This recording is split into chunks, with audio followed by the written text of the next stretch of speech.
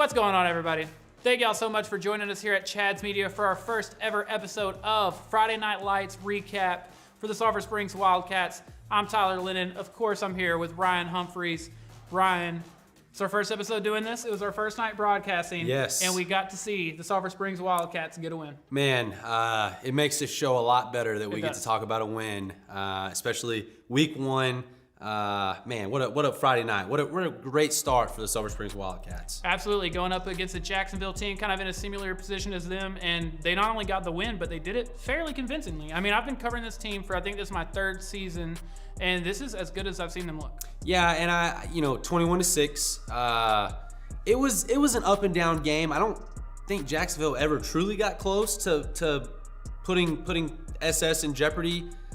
But it also wasn't out of reach. There were moments where Jacksonville kind of crept back in. Especially early in that second half. Early in the second half, Sulphur Springs goes three and out.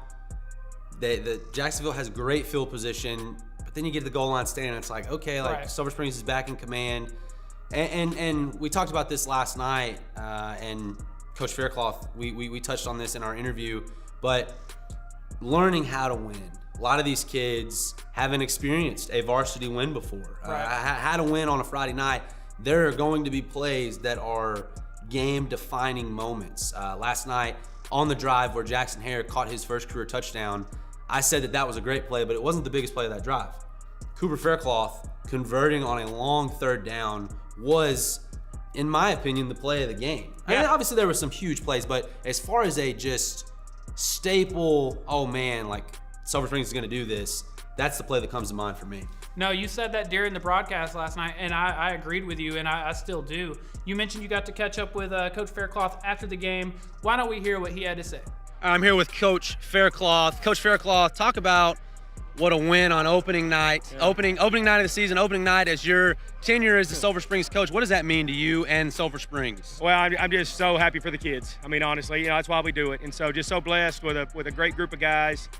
That's our first goal, to win the first game. And so, man, to be able to check that off our goal list is a big deal. But I'm just so happy for our players. The credit goes to them. They just kept fighting and battling.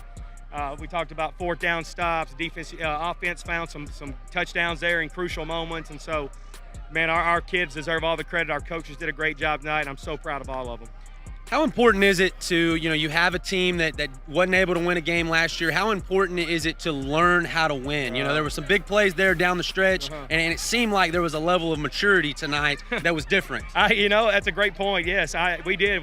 Our defense made some great plays. I thought we played really smart football. Our offensive line was able to run the football there, try to, run down some of the clock when we had the lead.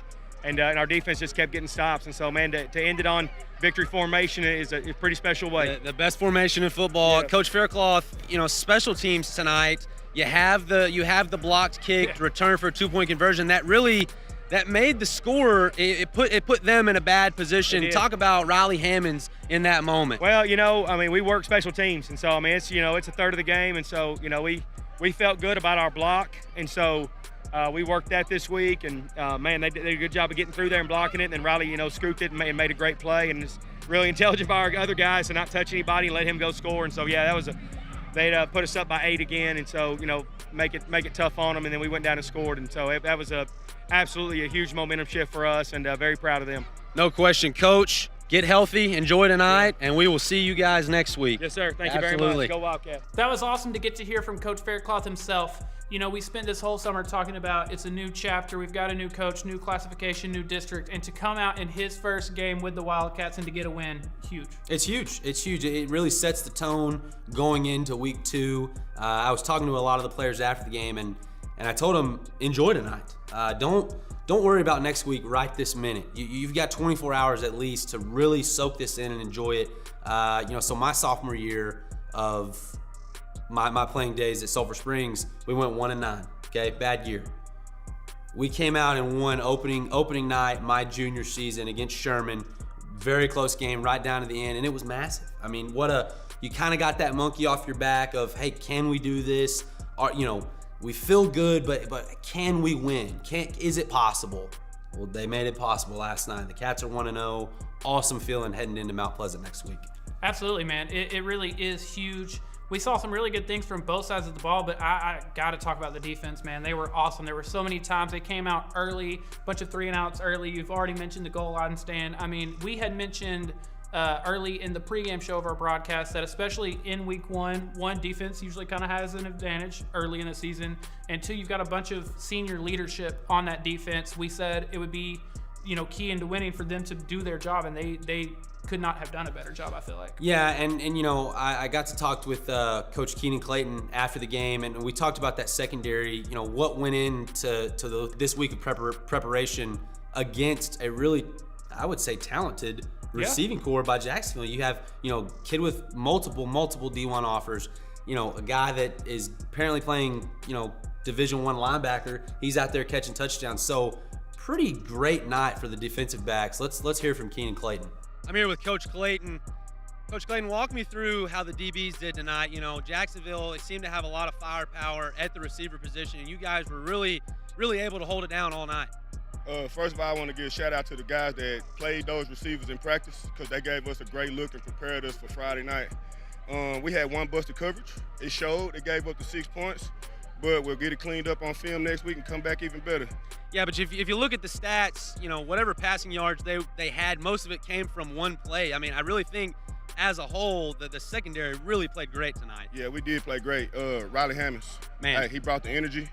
He had everybody flowing and rolling back there.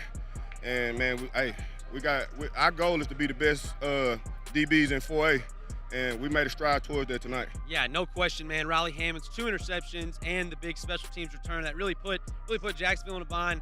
Talk about, what your mindset is during the week. How do you prepare for you're playing against a D1 guy like McQuinn. How do you prepare for that? Good or great. What you want to be. I ask him that every day before practice. Who cares that this kid is got all these offers, he's going D1. You got to come play us. Absolutely. And at our house, we're going to protect our house. And tonight, if you ask me, Riley looked like the D1 kid. Absolutely, yeah. Absolutely. Coach Clayton, last thing I want to ask, what does a win on opening night mean for Sulphur Springs after, not a great year last year, starting off the season 1-0, what does that mean? It means a lot. That was one of the goals that we set going forward at the beginning of the season. And for these guys to get a win and know that they can win, that says big things. It's going to be great for us.